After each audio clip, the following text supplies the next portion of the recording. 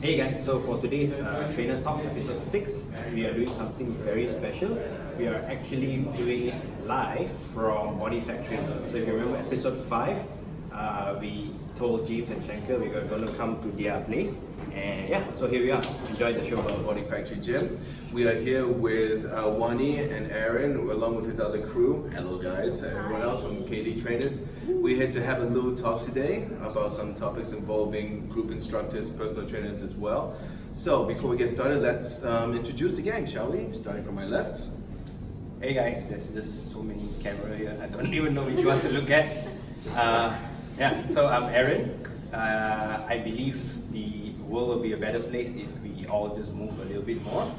And yeah, that's what I am here for today. I'm really excited to have another session. We had this before in the past, so this is round 2 and looking forward to it. Nice slogan, man. Maybe the world should move a bit more. That's nice. Okay. Okay, hi guys, I'm Wani. I'm a Konga instructor from Boy Jungle. So Konga is actually a dance workout. So yeah, it's good to be a part with all these different kind of workout instructors. So yeah, we can move a little bit more forward together too.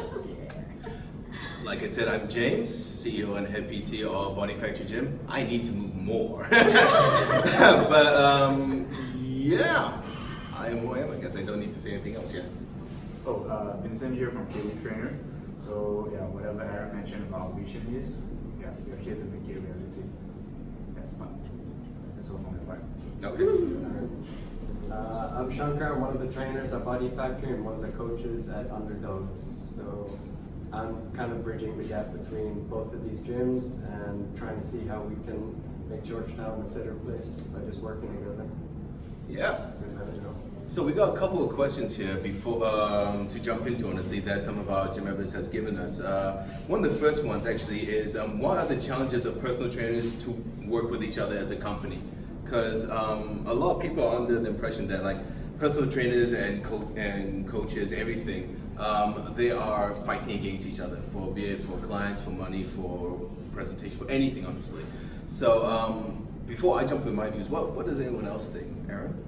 Okay, that's a deep question for the first We're round. hitting the ground running. Yeah, but I think definitely as an industry, in order to move forward on a whole, definitely competition is part of the recipe. You're going to need that healthy competition, right? Even if it's people that you love or people that you have collaborated with in the past or in the future, right? Competition is always good if the intention is correct, right? With the intention that we want to make the industry better. So since we're talking about fitness industry, I think that is what I was gonna say. Like if everybody were just to collaborate together, everybody will just be of one school of thought, which is not so diverse. But once you have a bit of competition going on, then we push each other a little bit away, but also to another level. I think we had this in the past when we talked about how other countries are way above us. Look at their competitiveness. Right, so competition as in to fight together against one common goal, pretty much. Exactly. Right, okay. And so for people who aren't quite understanding the goal, the competition that we're fighting against technically is sedentary disease, pretty much, right? People who are not moving around, people who aren't getting off their asses, pretty much, and doing something about it. Yeah, I think that's fitness industry, right? There should be no other reason people join the fitness industry if they don't want to help people exercise. For me, I feel like from Malaysia, fitness is quite small. So it's like a small group, like separated into few different areas of fitness type.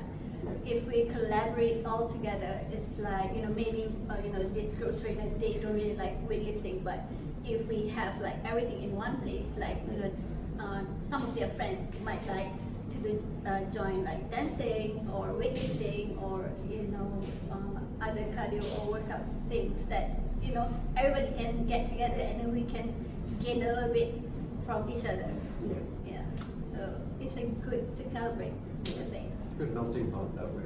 I mean, not every trainer or coach has to know every single thing, but you guys can bounce ideas off each other, and it's for the same goal. Yeah, I stole many workouts ideas from you, that's for sure. It's okay, as long as it works. True. What about you, man? You got any ideas? What was the question again? A bit lost. Well, no, it's okay. It's cool. The answer is so different. Well, no, it's cool. I mean, like, the question is basically, should personal trainers and coaches from like different gyms and companies compete with each other, or should we collaborate with each other? Pretty much. I mean, like, what do you think about that? Have you seen or heard anything relatable?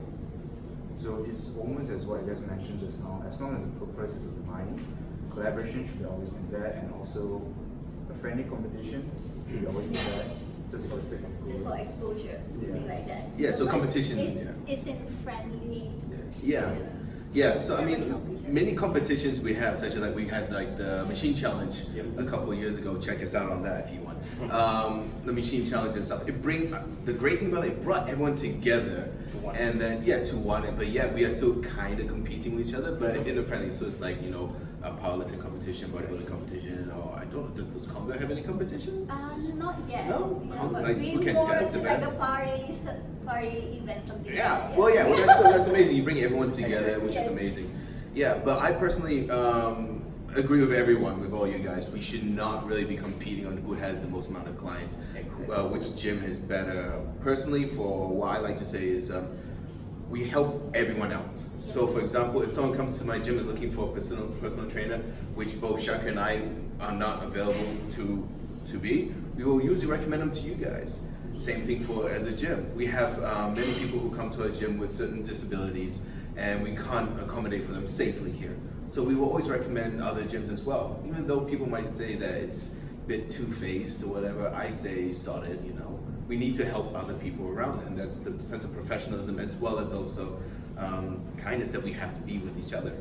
Definitely. And this brings to another point that was asked. Do trainers who are not certified hinder the market for trainers who are certified? Especially with group instructors as well. I've been told a few stories. Of course, we gotta be political, not mention anything. But I mean, like, do you hear stories? Do you find that it's hard as a Konga instructor who is certified to actually teach people compared to others? Yeah, a little bit more.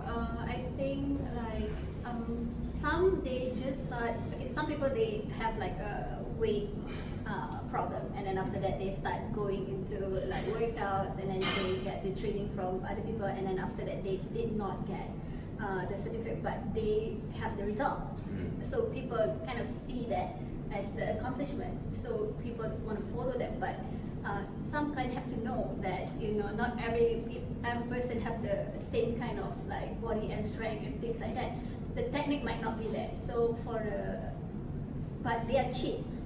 Yeah. You just pay like 150 or like 300 for like 10 sessions, something like that. Okay, yes, maybe you can drop a little bit more, but sometimes you can injure yourself. But if you go to personal trainer, you have to pay like 150 per session. It's like 1,500 per and then like they feel like it's a little bit expensive. Have you had personal training before? I had, yes. Okay, right, all right. Okay, so it's totally different if you go with personal training. It's not just about you lift like heavier weights or what. It's about the technique, how you lift, and then like how you do it, and then like you secure your body, and then you're not going to be injured, and then it's like you train the correct muscle. Okay, that's how you have to do it. Not just like go run 10 kilometers and then for sure you drop weights, but after that you have like knee problems and things like that. But yeah, they're cheap. And then people go there because they're the best, cheapest option. Yeah, but what people don't realize that trainers our prices because of what we spend for our Yes. certifications, right? I mean, do you get that question a lot, Aaron? Like, why are you this price and Definitely, stuff? I think when she was talking all about that, just one thing that is very that came to my mind at first is definitely if we are trainers and we are confident with what we are able to deliver, I don't think that's going to be a problem at all. Because if you have that level of confidence, and when someone comes to you and says, why should I pick you if this person is 10 times cheaper than you? Go ahead. Yeah. See what you get after. Yeah. Exactly, yeah. You know, so if you are confident in what you are able to deliver as a personal trainer or as a coach or whatever you want to call it, you know your value. You know your value that you can bring to the other person's life, and yeah, you just demonstrate that, just not by words, but you know, with proven track records. Like, yeah, this is what I've done. By I think this is what I learned from my past experience too, which is like when I first started, like I tried to find option like I don't have to pay so much money. Then like for years I can see like okay, I change a little bit on my body, but it's not much. It's not what I want. It's like you can't get that like from the pictures that you see from Instagram and things like that. But then once you go to a personal trainer, it's like you can see it like within 3 months. You have someone else monitoring you as opposed to you doing it yourself. Yeah, and then like you don't have like pain or like injury to your body. That's the best part because you want to use it for a long time. True. So yeah. Right. Well then what about the type of certifications? I mean, you both are ACE, right? Yeah. Yeah, you're both ACE. I know Shankar and I are from Australia. Mine is AIF. Yours is ASCA. I mean, what was the biggest deciding point for you guys to decide to go with ACE, apart from, let's say, maybe even ISSA or anything like that, which is also an online certification company? So, what made you guys choose those companies apart from others? Okay. So for me, I think that it was just a brand that stood out. So it was more of, okay, this is what we have in the market, which is the one that stood out the most. Right. So at that time when I was taking my first certification, ACE was the one that stood out the most in this country. I guess it's everybody knew what was ACE in the fitness industry. Yeah. So I think that made my decision. But funny thing is that I think after looking now, obviously I do know a lot more about the other certifications that are around. But one thing that ACE has that a lot of other certifications do not have is a big aspect of it is the rapport building part, the relationship building part. So coming back to the previous part, what should I pay you more? Yeah. I think a huge part, more over than the results and the techniques and the weight loss that you get. A huge part of a personal trainer is the experience and the relationship that you Yeah, build. the professionalism, sort of, right? Absolutely, Everything, yeah. the whole package. I think that is something which is extremely valuable, and that's why people stay. But that is not why people sign up. Right, yeah. Just because you can talk nice doesn't mean that you do much better. But if you can do both, you bring the results and the relationship together. That's it. That's a high quality totally agree. personal trainer. For me personally, I think ACE is the only non-governing non-profit in Malaysia, right? That we can actually go there. Everything else is online here, at least that we can activate, right? You can do ACE online, but ACE is highly instructed. I mean, there are classroom. I mean, if you're doing like just a PT level 3, 4, you want to actually be there and be able to like be physical and learn how to be with the client, posture and technique, right? Practicality. So that is when the problem comes in when talking about certification. Exactly. Yeah. When you're doing online, how do you know you're actually doing that much better? You can't. Exactly. You can't. But I mean, if you're doing like nutrition courses, then that's absolutely fine. But if you want to like just do like say even a powerlifting program or TRX kickboxing or something like that, then I only know FitM is the only place I can go to get an actual certified life cert. course. Course from that. Yeah. So I think personally, please jump in, that Malaysia should start thinking more about bringing other companies in to be able to teach more of these. Because for us in Penang, we have to go all the way to KL, and it's not exactly cheap sometimes. Yes.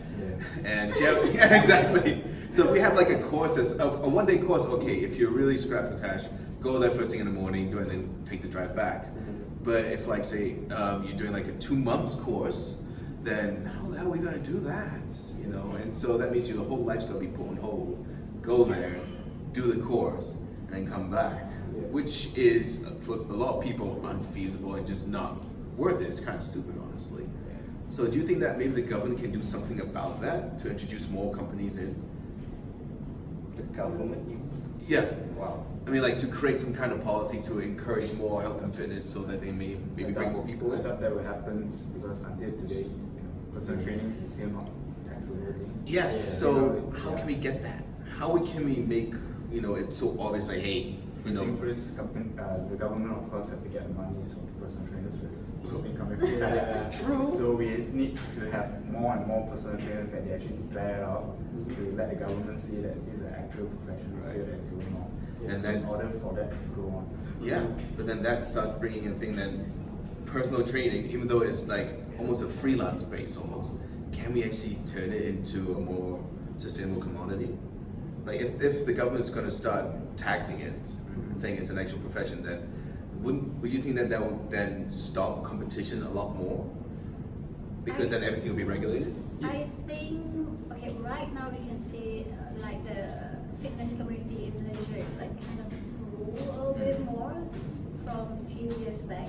I think we can take a small step, but you have to find how the best way to do it. But I'm sure we can bring this up to the sport ministry, but I don't know what they're gonna feedback us back, but it's a first step, Yeah, it Never will be know cool. if Yeah, I was just talking, I was just thinking about it, yeah.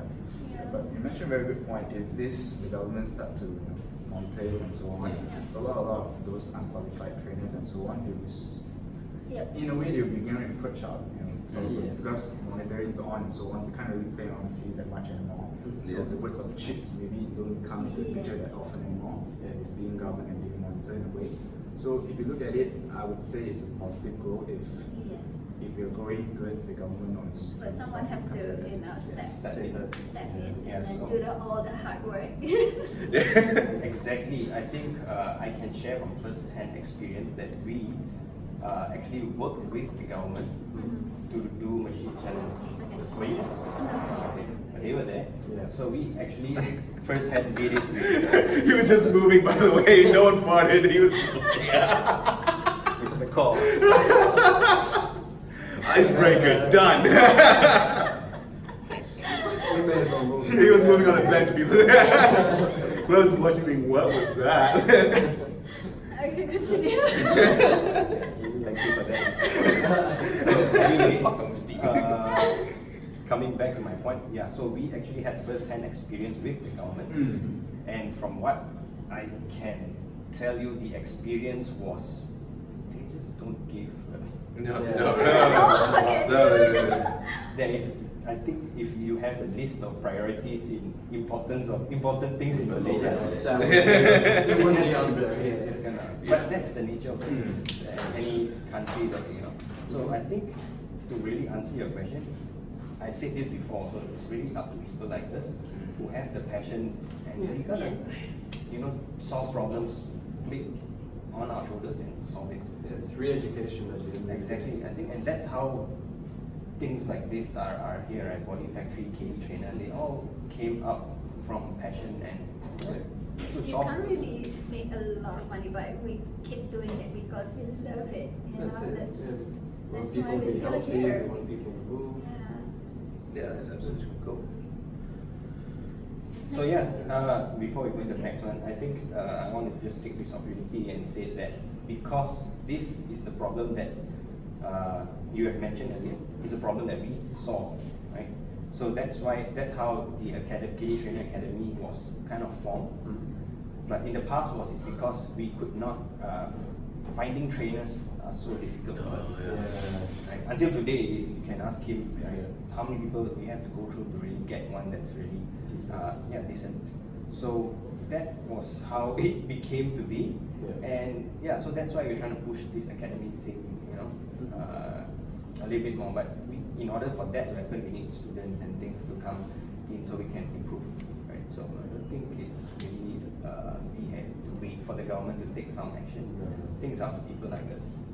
We can have more programs here Exactly. in Penang, Yeah, so most of the it's programs things are like in KL. this collaboration thing. Yes. Yeah, absolutely, yeah. It pushes like if there's Fit M2, it's gonna, That would be great, yeah. So Improve the standards. maybe this one is better, so I try this one, then it has more. Hey, this is a good business. There's two of you guys. Why not we try?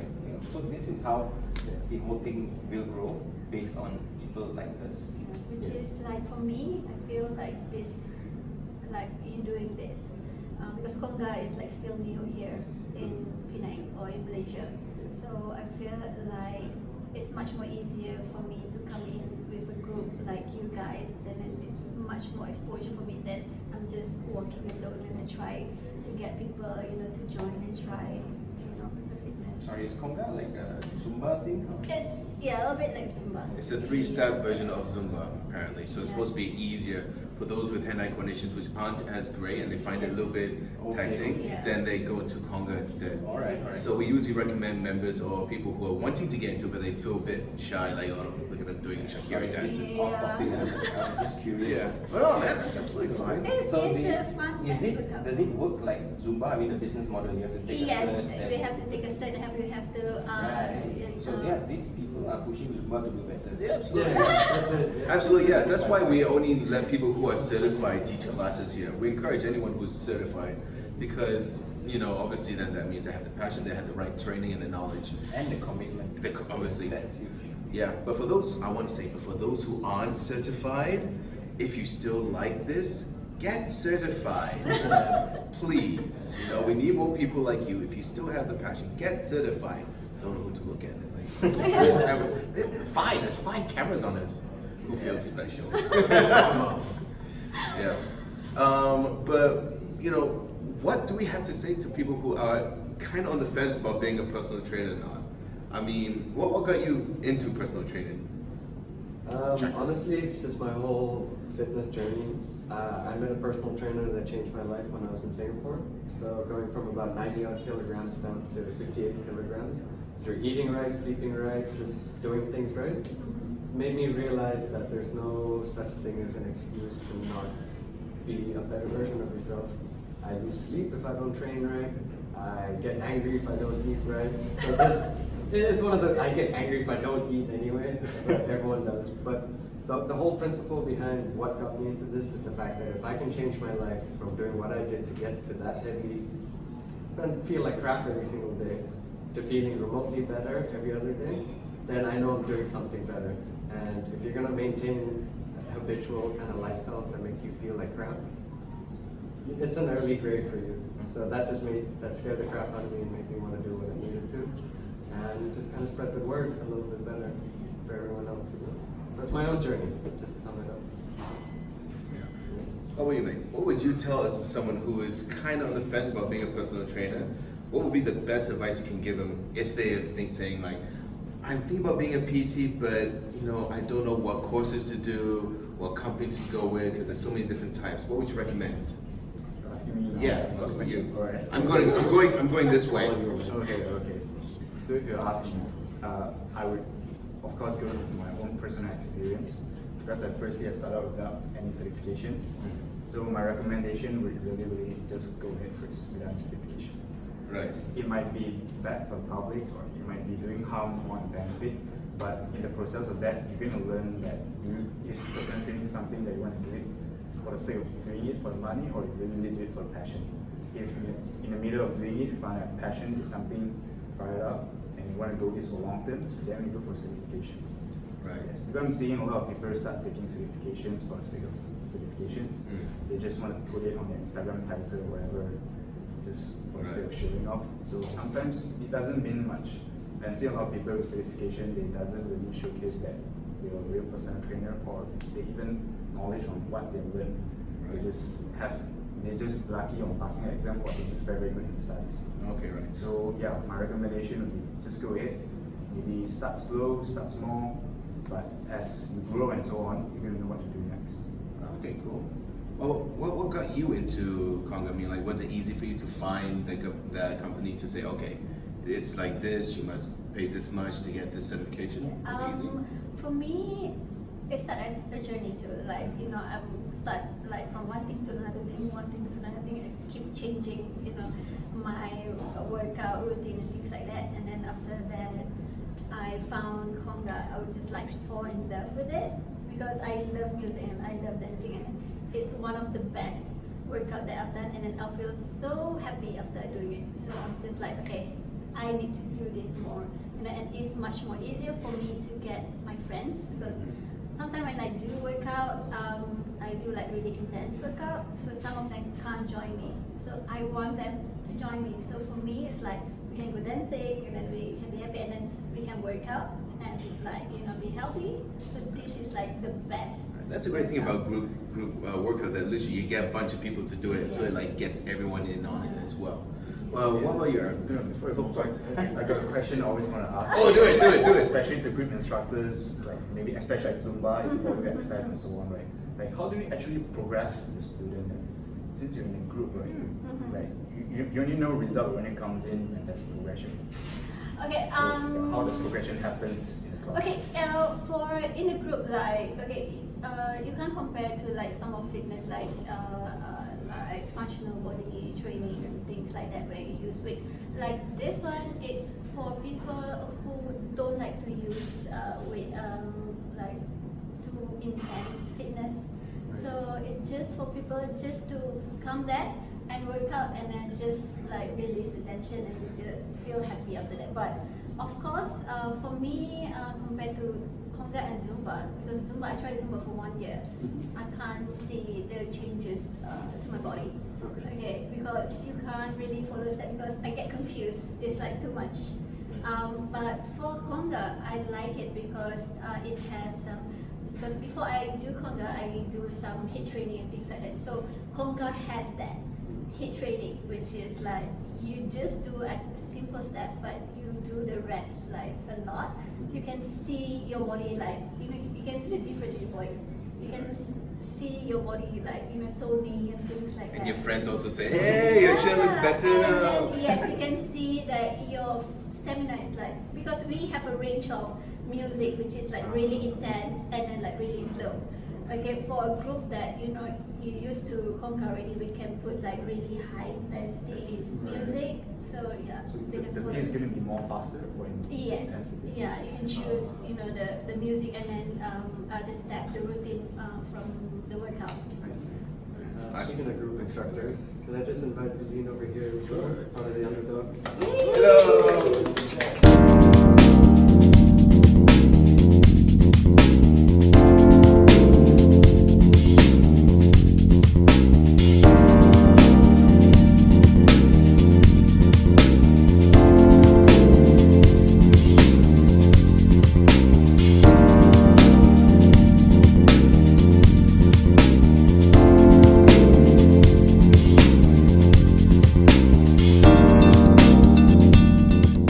So, introduce yourself, please.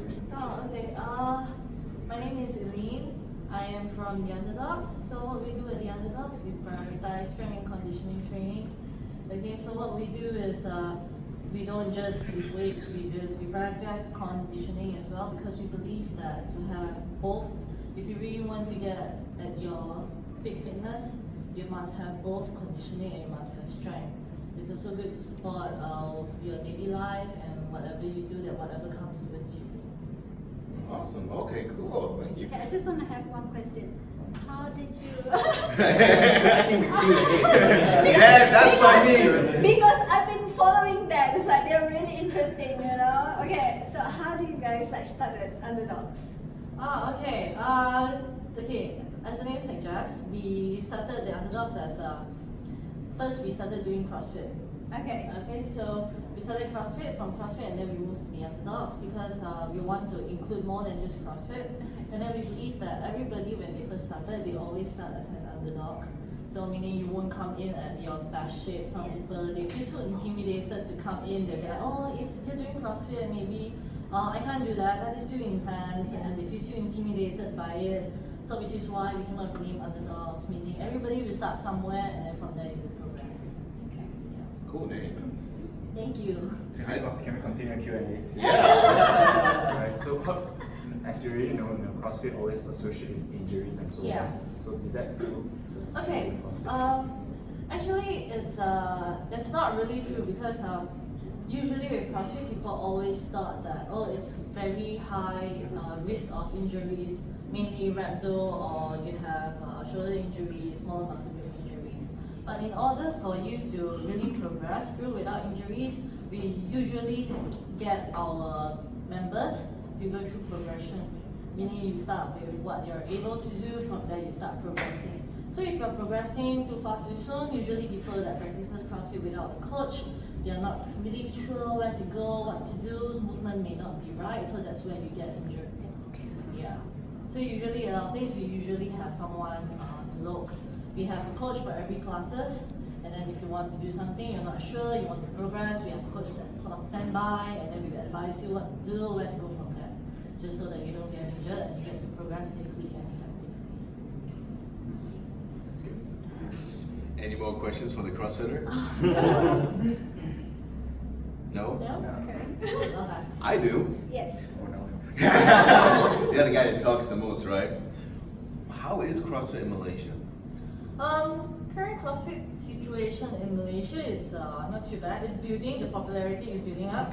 So I think a lot of people tend to accept CrossFit a little bit more compared to when we first started. Right, okay. Yeah, so I think it's not too bad. It's progressing really well.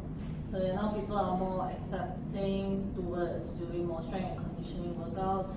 When they hear CrossFit, they'll be like, oh, there's something that I might want to try to do in case, compared to last time, they're like, oh my god, weights, no, I don't want to do weights.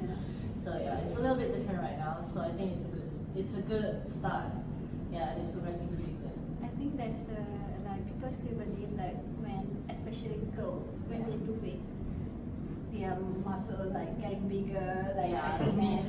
yeah, something like that. It's Yeah. actually no. No, yeah, it's not really true. I always tell people if muscle grows, that muscle doesn't grow on trees, especially on girls. Yeah. Biology. Yeah, we need more. Yes, and also because of like biology. Yeah. Okay, we don't have the hormones compared to men to Yeah. build muscle that fast and very effectively. Yeah. Yeah. You Yeah. have to like a certain kind of routine. You have to eat a certain kind of way. You have to train a certain kind of You have to eat a training. lot. Yeah, in order to Expensive. really get bulky. So otherwise, usually ladies who lift, they usually just look toned and nice. Yes. Yeah, they don't really get that bulky. No. That's Not at awesome. all. No. That's, as a trainer, do you find that's like one of the hardest thing is to convince a woman to pick up some weights? I think that's the most common thing that you would get when, especially if the female clients, they get too much influence from the social media and stuff like that. So they immediately connect weights with Muscle. Yeah. Yeah, the biggest one always gets, no, I don't want this. I don't want this. That's true. It's like,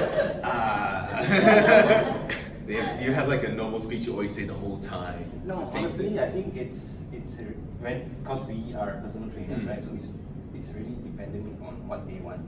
Yeah. It's not our opinion that matters. At the end of the day, it's them. Right? So I think I want to jump back to your question earlier before I miss.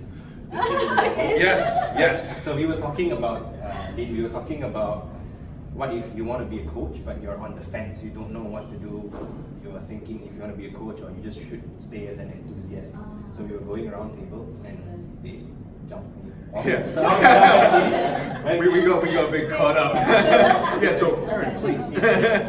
Right. So I think what I really want to say to people out there, or anyone that who really wants to be a coach and have already been reaping the benefits, I just think it's selfish. Number one, it's selfish if you want to keep this all to yourself. But more importantly is that's gonna go on. But more importantly is I think you gotta just talk to people. You gotta be around more like this. Even this simple 10-15 minute conversation, I found out so many things about dancing and workout. My people go there. I found out so many things about CrossFit. I found out things about you guys in the previous episode. So many things that we discovered. So I think if you're on the fence, man, just stop overthinking shit and Let's do it. Yeah. just talk to people, just get it started, because there's no point. This is the best learning anyway. Yeah, We've exactly. already got to what, 1, 2, 3. We got about 3-4 companies all together, different in like different aspects, just all converging, which is pretty awesome. Most people will be like, hey, cannot he's gonna try and steal your client. No lie, the CrossFit people will try and steal your group instructor. Yeah. So nah. But I think that we see it more in the fitness industry because we're in it. Mm. But I have talked to other people, it's the same. In every industry, Oh, there's yeah. this kind of things that's always happening. Yeah, true. Maybe if we are the fitness collaborators like we want to be, we should show examples. Start a movement. Yeah, that Yeah. already started. Yeah, liberation. But you have to see like from from the client point of view, right? Like, some people, everybody is working. Like some really like your class, but can't really go there because it's too far and things like that. So if you collaborate and then like everybody have everything of it, maybe you can get a client from that area on your side, and then you can do it here. So everybody is like a situation. So this comes back to the purpose thing we were talking about earlier, right? If your intention is to make money, then obviously you're gonna feel bad when it runs to another coach, right? Yeah. But if your intention is to help the person move, help the person live a healthier life, you should be happy when they are going to Konga. Absolutely. And you should be happy when they're doing CrossFit. Yeah, if they're like, I can't afford personal training, but I can afford to go for group classes instead. By all means. Do it. Yeah. Sorry you can't afford me. I gotta pay bills as well, but you gotta pay bills too. Yeah. You go. Yeah. And we are happy if you do that. Because, Absolutely. People don't get that. Yeah. Get it. I looked at that camera. I don't know if it's supposed Yeah, to be I that just one looked or that at one. that We got more one. cameras now. We got 2 forces. Oh, I should got makeup done. As a CrossFitter though, I mean, how would you feel about? Do you have like any views or questions you would like to ask a personal I feel a bit intimidated now. Personal trainers or Konga instructor? I mean, like anything you want to ask us? On the spot. Yeah. No, wait, we're all friends here. It's okay, we're all friends here. I don't really have any questions, but like you say, we are actually cool with people going to group exercises or to find other means of exercise, because at the end of the day, we still encourage people to move, and we are happy that you are willing to try out other sports rather than just get into a certain kind of sport. Because in order to grow, you still need to explore different areas. You don't want to always be stuck doing this. And doing other things will actually put in a different stimulus. You will get better, and then you won't get bored with a certain kind. And then it won't become a routine. You won't feel like, oh, this is something that I have to do, and I will always stay here. So collaborating is actually really good. I always tell people like, oh, if you want to do something else, just go ahead, try it out. That's the whole reason what CrossFit is. It's like you just prepare for the unknown. So which is why they have like the CrossFit Games. It tells you any kind of certain under any circumstances. Yeah, we have different things. Sometimes they do powerlifting, they do weightlifting, they do like track and field. All of these are things that are unknown. So we always encourage people to explore. So I think the collaborating thing is pretty good. Alright. I like CrossFit. It gives me something nicer to watch on TV than like football, honestly. I'm a terrible jog, but the minute I discover CrossFit, something nice. You're picking stuff up. I can relate to that. The things that you watch before you go to sleep. It's like, okay. No, but the problem you see is like, oh, you're deadlifting how much now? Or you're counting the plates? I need to try that. Yeah, and so actually, we were also talking about courses as well. If people are interested, like in personal training, we're talking about courses, Konga. What about for CrossFit? Are there like any courses you would recommend, or anything for first-time CrossFitters to try to see if they want to be like an instructor? Okay. In order to be a certified CrossFit trainer, you have to go through a CrossFit Level 1 course. So that is the first step. You have to be Level 1 trainer certified in order to coach CrossFit. So in that course, they actually taught you the 9 foundational movements. So from there, you will actually learn how to coach, how to cue people, and then how to see a movement, what are the key points of performance and all that. So once you take that course, you may not necessarily need to be a coach. It's just very good information to know. They teach you nutrition and all that. So that is a very good first step if you really want to, if you are like you stay on the fence of thinking whether, if I really want to just be an enthusiast or if I just want to coach people. So always go to the Level 1 course and then you can find out from there. Right. Did you get that done in Malaysia or did you? No, I did that in Singapore, but I think they have it in Malaysia. You just have to check out the schedule. But I think when they have it, it will usually be in Sabah. Yeah. Sabah, Right. The other side. I have a question now. So obviously the business models are kind of similar, right? They're licensing models. Yes. So if you are a CrossFit, what do you call it, coach? Affiliate? Affiliate, you have to be teaching in box, right? You No, cannot. not really. You don't, You don't have, have to. to? You don't Okay. have to. Yeah. Because for Les Mills, I know that if You you have to be you in have the to Les be Mills in the club. Les Mills. Yeah. Yes. No. So if you're a level 1 trainer, you may you don't have to necessarily be coaching in the box. You can be it's like you're a personal trainer. Yeah, you can actually do that. Okay, Yeah, but you just you can write that on your business card, like your personal trainer business card. You say like you're a CrossFit level 1 trainer. But you can't use their WODs and stuff, is it? You can. You can also. Yeah, it's on their official website. It's open for the public. Everybody can do it. So what's the box for actually? The box is there just so that we can do like group exercises kind of thing. So it's more like everyone coming into the same place, doing the same kind of program, and then it enforces the feeling of belonging. There's a community like. I know, but if you are a CrossFit coach, you can do it here, right? So Oh, what's yeah, the yes, you difference can. between here and the box? Like what kind of licensing? I was gonna say, yeah. Okay. To do it, it doesn't matter where you do it. So the only benefit to do it at the box is just so that you have the equipment and the space available. Yeah, rather than doing it at the, and then you get to also drop bars there. So if you were teaching big weightlifting, you can drop the bars in the box, but you may not necessarily be able to drop it at the gym. Right. Yeah. So that's the biggest difference from your bars. If you don't get to drop bars, it's not really CrossFit. That's what they say. Most gyms don't like that. Yeah, I don't like it when you know, because people will complain, Yeah. oh, you're affecting all my equipment Yeah. and all that. You're allowed to hear though. Yeah, yes. Putting that little plug-in out there. Right? Right. Yeah, but I have a question regarding on this level 1 certification. You mentioned that nutrition is actually part of the courses. Yes. So how does CrossFit and nutrition come into the picture? Okay, so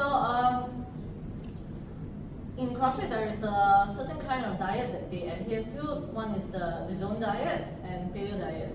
So Yeah, the zone. So the zone diet is where they base your nutrition on building blocks in relative to your body weight.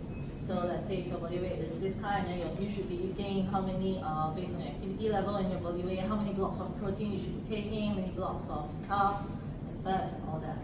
So yeah, that is, they only teach you the zone diet and paleo diet, the method that they believe in. Yes.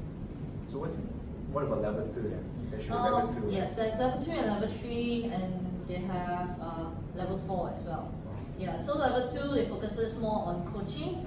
Yeah, not much on movements anymore. It's coaching. How do you coach the whole class, timing, cues, and all that. Like how do you see more? And then level 3 is all layers built upon that. So more advanced and specified. Yeah. Okay, Yes. right. Yeah. So do they have an exam for it? Like in order for you to get your level 1 exam, Yes. you have to Yeah. pass the exam. Yeah, you have to pass the exam. So what kind of exam it is? Is it like a practical or is it No, conceptual? it's not, it's not really practical. Yeah, you just have to answer a test sheet. Yeah, but on that day they will you will have practical. They will correct your form. They teach you how to do it and all that. How Again, about the pass or Konga? fail. Do they have any kind of I'm now curious about the Konga side now. Okay. Because do they go through this kind of Exams. Exam. Yeah, for you to able to get a certificate, you have to do the routines. You have to do the correct technique, and then you have to learn how to cue, how to look into the music. Okay, so. is there like level 1, 2? No, there's no level, but they have like a few set of another type of training, Okay. which is we can do like weights, but you have to get another license for that. So they have a different name. Yes, Okay. different name, but more or less it's the same. All right, well, guys, thank you so much. We have literally run out of time. We've got more going on here. Hopefully, might do this again sometime. Keep my tech guy. Go ask him. But yeah, thank you so much for watching from us. Once again, I am James from Body Factory Gym. This is Aaron from KD Trainer. Wani from Body Jungle. Shankar from Wani Factory and Underdogs. Vincent from KD Trainer. Elyn from the Underdogs. thanks. Bye.